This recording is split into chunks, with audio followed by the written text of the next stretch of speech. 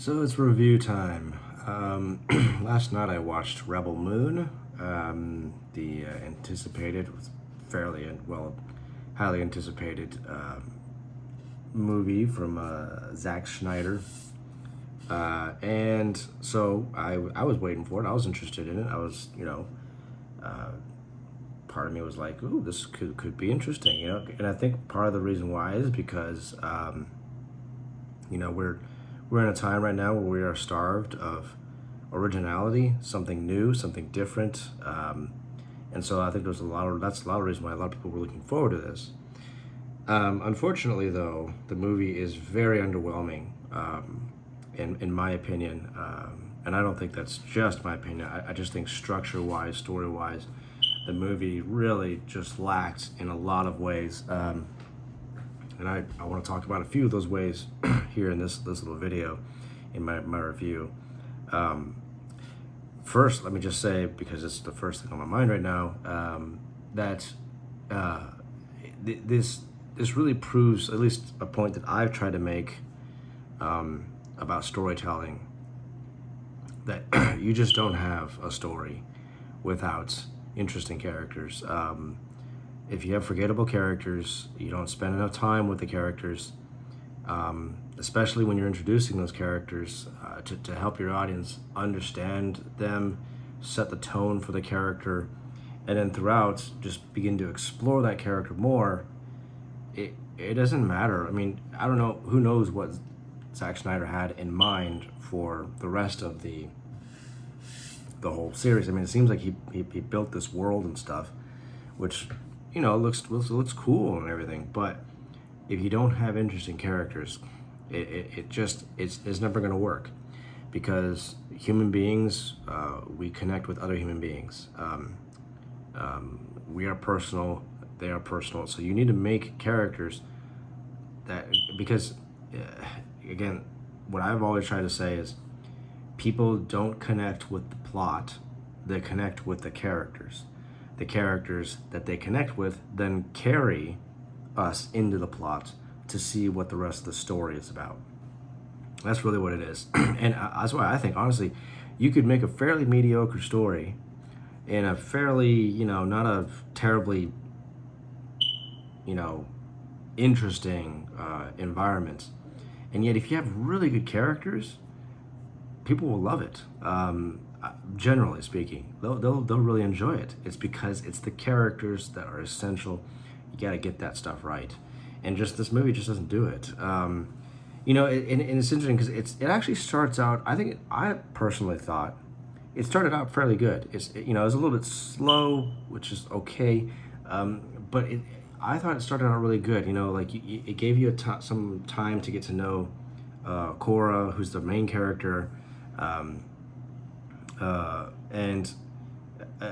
So it wasn't too bad, and the way the bad guy is sort of introduced and how the conflict started and everything, it wasn't completely bad. Although it does take a bit of a lazy route.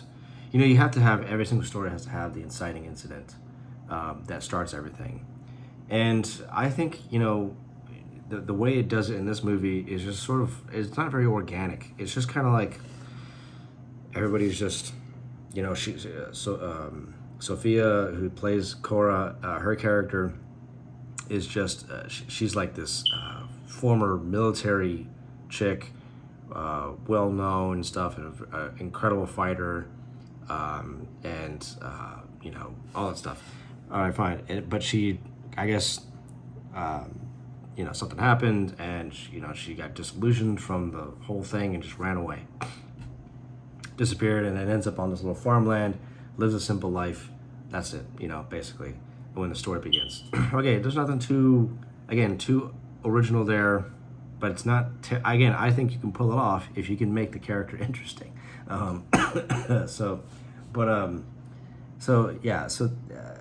But she's just there, and everybody's, everything's going great, and then the bad guys just show up. They just show up. For me, that's the inciting incident. For me, I just feel like you can do something, make it a little bit more interesting, the inciting incident. a little bit more interesting than just, well, once upon a time everything was going great, and then all of a sudden, bad guys showed up, and I don't know. I just wish you did something a little bit better with that. The other thing too, there's just thinking about this again, just some plot holes that I just kind of noticed as I'm watching. The bad guys who are sort of like, if you want to think about it in Star Wars terms, they're called the Mother World, but it's like the Empire basically, and they show up in this dreadnought, shows up over the sky, and then they send the envoy down to this. And again, it's just this little tiny village in the middle of nowhere on this planet. I don't know the name of the planet, or if they've named it, I forgot it. And to basically, I guess, negotiate with these farmers, we want you to do is make some, continue what you're doing, but we're going to get a big share of it now, basically, and contribution to that, we will supply you with everything that you need to do even better work. I don't know about you, but if you ask me, I would find that to be just a sweet deal. I'm sorry, call me a coward, whatever, but I don't know. I might go for that deal, which the farmers don't. They come up with this weird religious thing. Well, we just think that working it with our hands allows us to connect better with the nature around us and all that stuff like that. And I'm just sitting there going, okay, whatever you say, buddy. But anyways, the plot hole thing. Why? Because later on in the movie, they go to, when they have to start recruiting, people to fight for them, against the Mother World. They go to a city. It's like a port city that's even bigger than the village itself. So when I saw that, I'm like, okay, well, there are bigger cities here. There are bigger places. This is just a tiny little village out in the middle of nowhere. And so is there a capital city? Why then wouldn't the Mother World ship, the dreadnought ship, go to that? Why in the world are they going to a tiny little village out in the middle of nowhere that the villagers even admit in the movie could never supply what these guys need? It's just, we just don't have the manpower, the ability to do that. We're just a tiny little village. And why if you are this big empire and you're conquering planets and worlds and stuff like that, the first place you stop is a tiny little village in the middle of nowhere? Why aren't you going to the more significant cities, the more significant places where the economy is much more significant? You can get better resources and whatever. The trade cities, the port cities, things like that, the capital cities. Why aren't you doing stuff like that? I mean, when I saw that scene, I'm like, oh, so there's bigger cities here? Why did the dreadnought ship go here? Go to that village then? Why go there?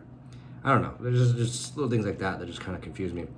But then, of course, the incident that causes Cora's getting ready to leave, and of course, the soldiers that are sent to stay there and make sure the villagers are doing what the Mother World wants them to do. They're all just a bunch of trash, and it's just the typical stuff. Again, just there's a lot of tropes in this movie that are just like, it would have been more interesting if the soldiers were, a little bit more disciplined, which I would think if you're having an army that is that capable, your soldiers would be more disciplined, because you can't run a successful empire like that with soldiers that are just, I'm not saying all of them are great. There's always going to be bad apples, but the way they portray the soldiers in this are just like, these guys are clearly unhinged. Why would you entrust them with this kind of a mission? These are just little things that I just go, why? I don't understand it. So that causes Cora to have to fight, and kill all the guys, and then she goes, okay, we're gonna have to fight.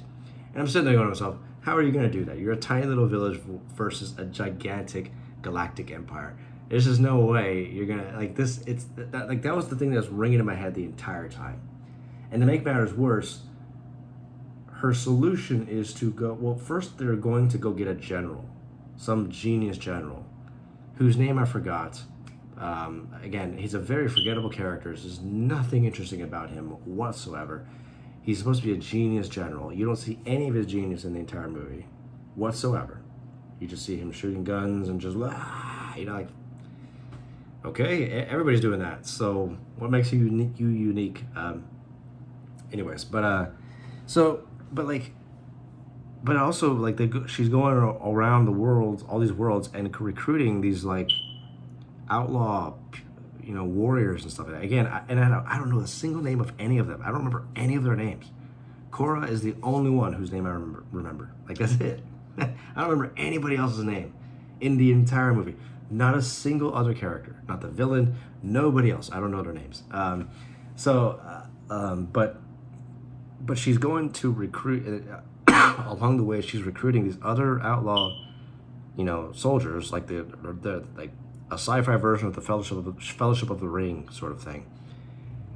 And in my head, I'm going, okay, you need to fight the Mother World's massive galactic army, and your solution is to recruit a handful of fighters. Like, I can understand going to recruit a general who's a genius, who can muster armies. Like, that's what you need. You don't need a handful of special forces soldiers. Special forces guys, they got their tasks and whatever, but they can't take on an entire army by themselves. So I'm like, this is your solution? Like, this doesn't make any sense. You need an army. You don't need this. You need an army. And again, not to mention a very big army, I would think, but I don't know. They're just little things like that. But then the other thing too is the characters themselves. When she goes to recruit these characters, it's like it happens so fast. She goes to this place where she's taken to this planet, which I kind of tuned out, to be honest, with the reason why they even went here in the first place, because they were supposed to go get the general, and then they stop by to go to get this dude who doesn't wear shirts. He's got long hair, and he's got a debt owed to this farmer guy. That's it. Again, I don't know his name. I don't know his background. I don't know anything about him. So they go to recruit him for some reason. Korra never knew anything about him. It's the guy who's helping her with his ship. He's sort of like the Han Solo here, who's helping her to recruit these other characters. And he takes her to this planet. Again, there's no conflict anywhere. It's like Korra's like, I gotta go to this place. I gotta get this general. And the way she acquires information, she just walks into a bar and just asks people, hey, I need to find this general. Anybody know where he is? And just so happens to be a guy or some alien thing who's using a dude to talk like as his host, which was interesting. But look, he knows, and gives her the information. So all right, cool, we'll go to this planet. Like, that's it. That's all she had to do. Just walk into some bar. I couldn't, like, what did she know that was the place to go to? Like, I mean, yes, I guess, yeah, now that I'm thinking about it, there was a guy she was supposed to meet there. He ends up getting arrested, but she walks into that place anyway and just starts asking people. It gets into this big old fight, which always happens. And again, tropes, always happens. They walk into the bar, there's this dude who wants to start trouble with them, doesn't want to start trouble with anybody else, just them, the main characters, that kind of stuff. And starts this big old gunfights and blah, blah, blah, blah, and just, it's just, there you go. That happens, and she just asks people, I need to find this general. Oh, look, there's a guy here who happens to know it. So I guess the contact wasn't the only one who knew things. Oh, how convenient is that, So then they have to go to the planet, but that's when they make the stop to this other planet to just get this other guy who was not in Korra's mind at all, apparently. But she's like cool with it. There's never a moment where she's like, I don't have time for this. I gotta go get this general. Like, we don't have time. She just kind of like goes. She basically says, well, this better be quick. Because we are on a time limit here. That's it. And then she ends up like really enjoying it. And thinks it's really great. He doesn't know anything about this guy. Just goes, all right, he's probably a good addition to the team. There you go. That's it. So. But then, like with this guy, one thing that didn't make a whole lot of sense to me, and again, maybe I missed it because I tuned it out. This guy owes a debt to this farmer, this guy that they go pick up, So he can't leave until he pays off his debt. And the farmer says, well, I'll tell you what, he owes a ton of money. Nobody can pay the money. So nobody has the money. So he's going to be there for a long time. So needs a quickie to get out of this, basically. So the farmer guy goes, I'll tell you what, if you can tame that, which is apparently a gigantic crow-like creature. You see it in the trailers. If you can tame that thing, your debt's paid. And the guy goes, all right. So he goes and basically in 5 minutes tames the whole thing, and that's it. And all right, cool, debt paid. And again, he jumps on the opportunity to go with Cora. He has no idea who she is. He doesn't know where she's from. For some reason, wants to go and fight a suicide fight with her on her homeworld in the village in the middle of nowhere. That has no strategic value. As far as we can tell, he's never seen before. He's just like, all right, let's go, but like, one of the things I was thinking too, I was like, so this guy owed. Let me just get it. This guy owed this heavy dude, this farmer, a debt that he had to pay off. And this whole time, he could have just paid off by taming that big old... How long was that big bird thing there? Like that's the thing. I was like, did they just get that thing? Or has it been here for a while and they've been trying to tame it for the longest time? Because if that's all it took, if I was the dude who was a slave who owed the debt, I would have been like, why didn't you tell me that a long time ago? I could have just solved this a long time ago. It's just things like that. Where I'm just like, I don't know, man. That was just... I don't know if you guys thought that one through too much. But what happens with that guy is basically with every single other character, this female chick, this Asian girl who's got the sword things, it's the same thing. I have no idea who she is. I have no idea, did Korra know who she was? Why are they here? And then they just go to recruit her. I don't know who she is. I don't know her name. I have no idea what her background is. And then she just, I don't even know what she's doing when they go to find her. She's like some kind of... I don't know, protector warrior thing for these people, which doesn't make a whole lot of sense, because if she's duty bound to the people here in this sort of cyberpunk looking city to kill these monster things, why would she leave them? Why? But she does. She just goes, kills this spider lady thing. Who's a spider, you notice she has breasts, which are usually for, nurturing children, right? So I guess she's a spider lady who nurtures her children, her spider babies, by breastfeeding or something like that. I don't know. It's just, I don't know. Just things I was thinking about as I was watching it, But but after she kills it, it's like, all right, I'll go with you guys. It's like, what? And then the general guy was even the biggest one. They go find him. He's this washed up loser guy just on this corner. He's all filthy and he's probably a drunk now and everything like that. He was once a great general. Now he's just this sad, pathetic excuse of a man. They get him washed up. Korra starts talking to him about, we need your help. We need you to come back and be the great general that you once were. He's like, no, I don't want to be a general. I lost everything. Just leave me alone. Let me die in peace. Blah, blah, blah. And Korra, and that's when Korra just yells at him, I don't have time for this. If you won't do this for honor, then she goes, then this is what she says. If you won't do this for honor, then how about just for vengeance? And then he does like this. I never thought about that before. That's basically what he does. Wow, I could do it for vengeance. What? And then he's like, all right, I'll join you. That's it. That's it. That's all it took. And see, when you do stuff like that, it's just such an unrealistic character. There has to be something that happens to struggle to get this guy to realize who he really is, to make him believe again. When all it takes is just that's not a real person. That's not a real human being. It's not a real character.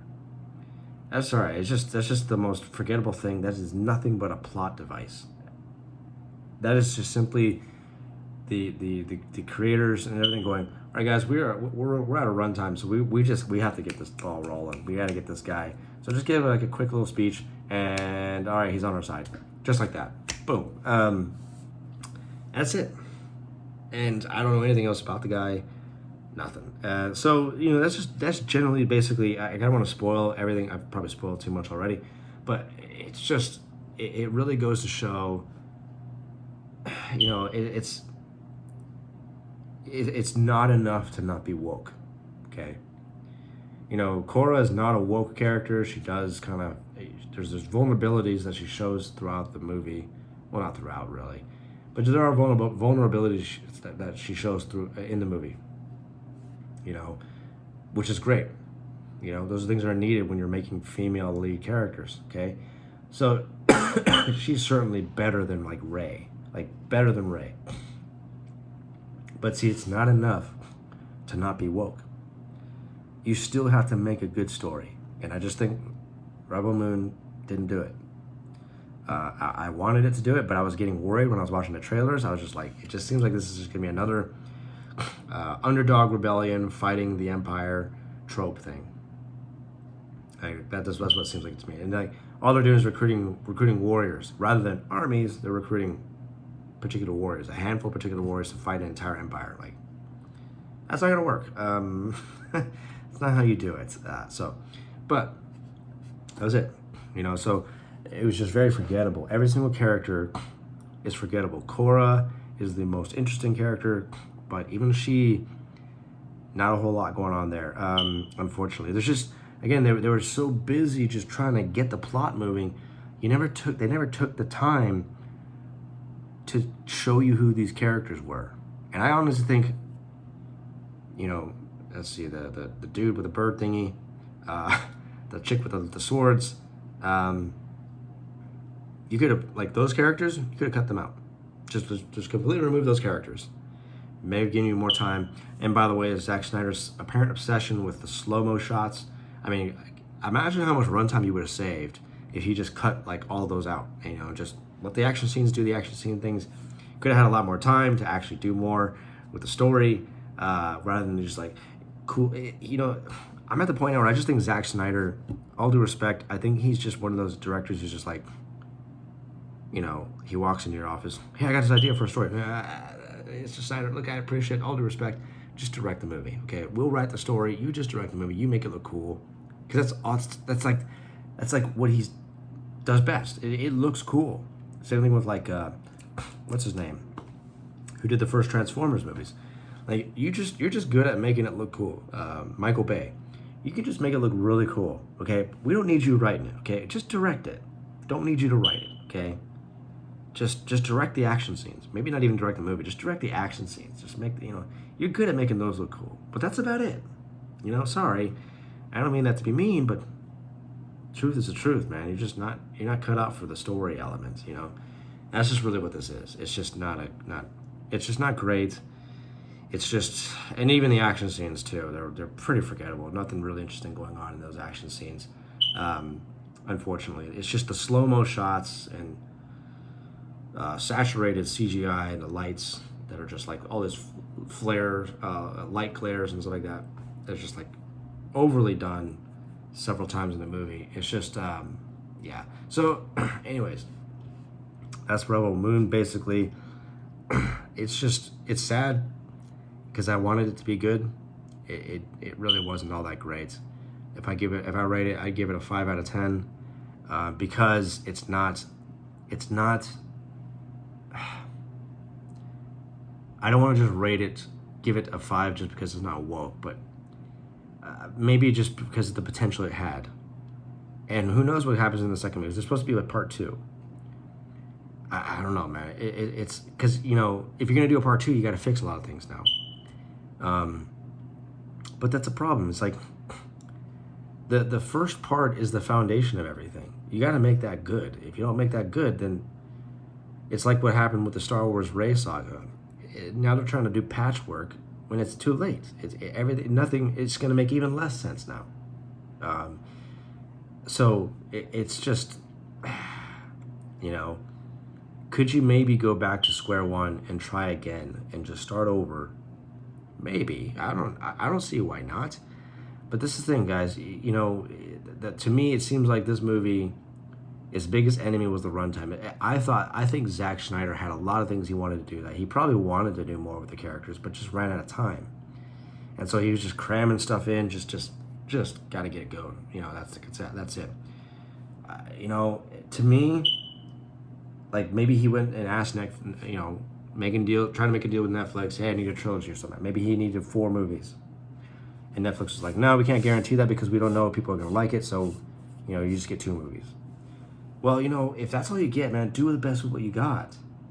Like, do the best in those 2 movies with what you got. Cut out characters you don't need. I know you may want them in there, but you just have to cut them out. Maybe you can put them in later, and just do the best with what you got. And then if you just make quality stuff, man, just make quality stuff, no matter what it takes. Then Netflix is gonna be like, dude, you want that trilogy? You want the how about the 4th one? Maybe the 5th one if you want it, because it's getting big.